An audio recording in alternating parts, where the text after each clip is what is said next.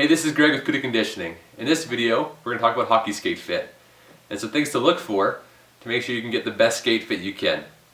So in the end, it'll translate to you being a better skater and being more successful on the ice. So before we get into talking about hockey skate fit, there's a couple things I wanted to touch on. Number one, when you're going to get your skates fit, you should realize, if you don't know already, that hockey skates and shoes, the sizing is different, typically about 2 sizes. For example, I wear a size 11 shoe and a size 9 skate. So that's fairly common. Obviously it'll vary by shoe and skate brand and that sort of thing, but 2 sizes is a good rule of thumb. And the next thing is socks. I'm a big fan of wearing thin socks and hockey skates for a couple of reasons. The first being that it allows the skate to grab your foot and to hug it. And if you're wearing a big, thick, woolly sock, your skate and your foot may have some slippage between the two materials because that bulky sock is in there. Okay. Second, it helps to protect the skate a little bit versus wearing no socks. Some guys love the feel of no socks. To be honest, it breaks the skate down a little quicker and makes your skate smell a whole lot worse. Trust me, I know. So an important thing to do when you walk into the skate store to get a new pair of skates is to get your foot measured. Especially if you don't know what skate size you are, right? That makes sense. But another reason is so that the skate salesperson can have a look at your foot. That was always important for me selling skates, to see the person's foot so I knew which skates would work for them and which ones wouldn't, despite what the customer may think is a good skate for them. When that person can see your feet, they have an idea of what's going to work and what's not. An advantage right now in the skate industry is that Bauer and CCM both have 3 fits. For example, in Bauer they have the Supreme, the Vapor, and the Nexus, which all fit differently. There's slight variations between each one of those. I'll put up a little illustration here so you can see that. So we're in the skate store, we got our nice thin socks on. Skates are brought out to us. Hopefully they're nice and loose. It's a good idea to make sure that your skates, when you take them off and put them on, they're nice and loose so that you're not damaging the heel padding back here. Right? Our heel lock is super important, so we want to make sure that they're nice and loose. We can get our foot in there. So we get our feet in there, slide them in. Now I'm really hoping at this point you can feel your toes on the end of the skates. If you can't feel your toes on the end of the boots, you got an issue. Time to start over with a smaller pair of skates.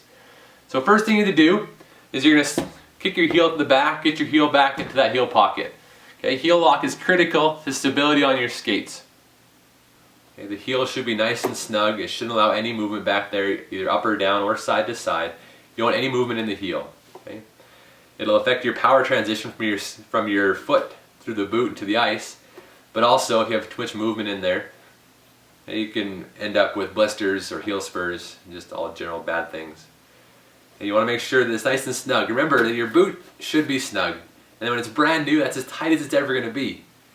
Once you break it in, it's going to soften up a little bit and get a little bit looser. So if you start off with a boot that's already kind of loose, by the time you break it in, it's going to be a sloppy fit. Your foot's going to be moving around like crazy in there. Just keep that in mind when you're getting your skates fit, is that when they're new, they should be very snug. So already to lace our skates up. You know, skate tightness varies. Certain people, some people like them super tight the whole way, some people like them a little less tight down the bottom. I don't like to crank them on down here. I just like to get nice and snug. Okay.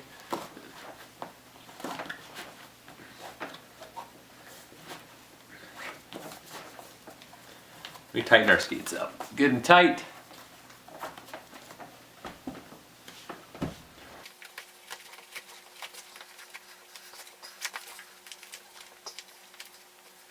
Okay, so our skates are all tightened up. When we stand up in our skates, we should feel our toes on the end when we're standing straight-legged. As I come down in my skating stance like this, my heel is pushed back. Okay? Heel is pushed back in the skate, and my toes come off the end a little bit. Mine still brush a little bit if I get a good snug fit. Also at this point, if you can't flex your boot, if you can't bend your knees, get a good knee bend in there, that boot might be too stiff for you, so I want to reconsider that. Yes, it's brand new, it'll be stiff, but if you can't bend your knees, you're not going to be a very effective skater. So some other things we talk about right now is the width. Okay, how wide the skate is. It should be a nice snug fit through the boot. Shouldn't have movement side to side in there. Okay, it should be a nice snug fit all around your foot. You don't want laces to be too wide out here. You don't want to be wrapped in too far here either. Okay, nice even spacing the whole way up. What we want to look for. And again, that fit should be nice and snug. Shouldn't be sloppy in there. Another thing you should do at this point is walk around in your skates and pay attention to what your heel is doing. Your heel shouldn't move. It shouldn't be lifting up and down or moving side to side in the boot. If it is, well, you need to find a boot with a tighter heel. The next thing I want to talk about is skate depth. Often we'll hear about length and width, and depth can be often overlooked, but it's a critical factor in making sure that your skates fit properly. Okay? Well, depth I'm talking about is the distance basically from your heel up the top of your foot. Okay? So people have different depths or volumes of feet. So the Graph 703 like I have right here is a fairly shallow boot. There's not a lot of volume in it. The Graph 709 was much deeper fit, or if we're talking in Bauer, for example, the Bauer Nexus is a much deeper boot. It allows for more volume of foot.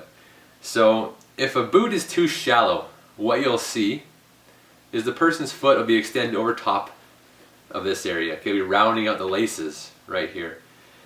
What that does is let the boot hug your foot or support your foot like it should, but it also can cause foot pain from those laces pulling back down on your foot trying to get it into the boot. Yeah, I've seen this quite a bit. I'm not sure why. I don't know if you remember those old tack skates that had the white plastic running up right here, but for whatever reason, I always just saw a lot of guys with high volume feet trying to wear those skates, and their foot was rounding out like crazy on top of here. Okay, it's not an ideal fit. On the other hand, if the boot is too deep, it means that your foot is sitting too far down in there. Your foot doesn't have enough volume to fill up that boot. What ends up happening is that skate wraps way too far around and your foot sits down in there again. Stability issues, and it just doesn't feel good. So you want to make sure that your foot is nice and flush at the top of the skate as much as possible. So once you've figured out a great fit, another thing we need to talk about is what is the right skate for you. Do you need that top-end $900,000, $1,000 skate, or are you okay with something that's a little lower in the price point? Typically, a high-end skate, top of the line, has all the company's best materials. Their research and all that stuff goes into that top one. You know, they aim it at the guys who are playing professionally or playing a ton, trying to get, you know, the biggest performance advantage they can get. And as you go down in price point, you can lose some of those top-end materials, but you still have some pretty good skates. And I would suggest that if you're not a big, strong person or skating all the time, like 5-6 times a week, then maybe you don't need that top-end skate. If you want it and you can afford it, great, but just make sure that it's the right skate for you. If you're somebody who's not skating a ton, or you're just not strong enough of a person to see the advantages of that skate, what I mean by that is if you can't bend your knees in it, it feels like a cast because it's so stiff, because often those high-end skates are very stiff. You know, it'll take you way longer than it should to break it in, or you won't be able to bend your knees and get into that proper skating stride. On the other hand, if you're somebody who's skating a ton and you're big and strong and you buy a super low-end cheap skate, you might wreck that skate within the first couple weeks of skating in it. Okay? So you need to find that balance in there, find the right skate for you, something that's going to hold up, but also it's going to allow you to realize the advantages of it. So hopefully there was some information in that video that was useful to you. The next video I'm going to put out is going to talk about fitting skates for kids, people whose feet are still growing. There's some slight differences in what we do in length to make sure that they can have some room to grow in that skate. Most of their principles still apply 100%, but there's some slight variations in what we do. So stay tuned for that one. Anyway, thanks for watching. See you next time.